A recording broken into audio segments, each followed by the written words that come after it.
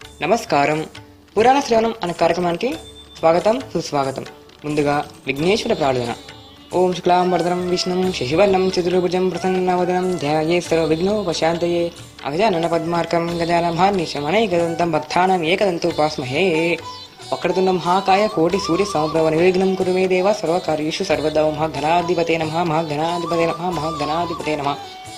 ఓం గంగణపతే నమో నమః, గంగణపతే నమో నమః. ఓం గంగణపతే నమో నమః.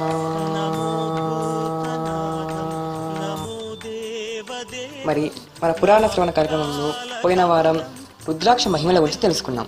ఈరోజు ఎలా ధరించేటప్పుడు ఏ మంత్రాలను స్మరించాలి అని తెలుసుకున్నాం అనుకున్నాం కదా. అయితే ముందుగా వాటన్నిటికంటే ముందు రుద్రాక్షల్లో ఎన్ని రకాలు ఉన్నాయో తెలుసుకుందాం.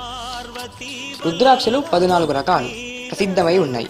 అనేక ఇంకా కొన్ని రకాలు ఉన్నాయి, కానీ అవన్నీ అలభ్యాలు. కర్మానుసారంగా ఎవరికైనా లభిస్తే లభించవచ్చు, అదంతా ఈశ్వర ఇచ్చ. ప్రస్తుతం ప్రసిద్ధాలైన 14 గురించి తెలుసుకుందాం. మొదటిది ఏకముఖి. దీనిని చూస్తేనే బ్రహ్మత్యాది పాతకాలు నశిస్తాయి. పూజించిన వాడు నిత్యం లక్ష్మీ ప్రసన్నతను పొంది వాడవుతాడు. రెండవది ద్విముఖి. ఇది గోహత్య పాపాన్ని పోగొడుతుంది, అభిష్టాలు సిద్ధింపజేస్తుంది. మూడవది త్రిముఖి. దీనిని పూజించిన, ధరించిన, సాధనలో ఉన్న సర్వకార్యాలు సిద్ధిస్తాయి. విద్యాభివృద్ధికి, విద్యా ప్రయోజనానికి చాలా మంచిది. చతుర్ముఖ రుద్రాక్ష బ్రహ్మస్వరూపము. ఇది దర్శన, స్పర్శన మాత్రం చేతనే పాపాలను దగ్ధం చేసేస్తుంది, నరహత్య పాపాన్ని తొలగిస్తుంది. తదుపరి పంచముఖి. ఇది కాలాగ్ని రుద్రస్వరూపం.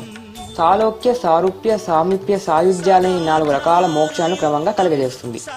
వెళ్ళకూడని చోటికి వెళ్ళడం, తినడానివి తినడం వంటి పాపాలను అన్నింటినీ భాస్మీపడనం చేసేస్తుంది. 6 ముఖాలు గల రుద్రాక్ష షణ్ముఖ స్వరూపమైన విలాజిల్లుతుంది. దీనిని కుడిభుజాన ధరిస్తే ఏ పాపమైనా సరే, అది ఎటువంటిదైనా, ఎంతటి వాడనైనా సరే నాశనం చేసేస్తుంది. ఆ పిదపనున్నది సప్తముఖి. అయితే సప్తముఖి, అష్టముఖి, నవముఖి, దశముఖి, తదుపరి 11, 12, 13, 14 రుద్రాక్షల గురించి వచ్చే వారం మన పురాణ శ్రవణం కార్యక్రమంలో తెలుసుకుందాం. అంతవరకు సెలవు. మరి నమస్కారం.